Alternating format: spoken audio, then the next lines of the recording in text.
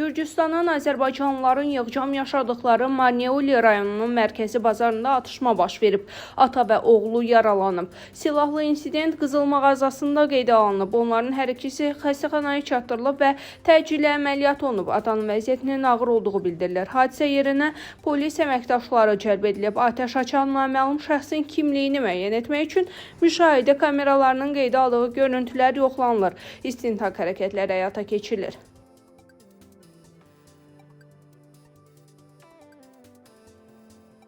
Bakının Heydər Əliyev prospektində metronun Koroğlu stansiyası yaxınlığında yol nəqliyyat hadisəsi baş verib. Hadisə ötən gün günorta saatlarında qeydə alınıb.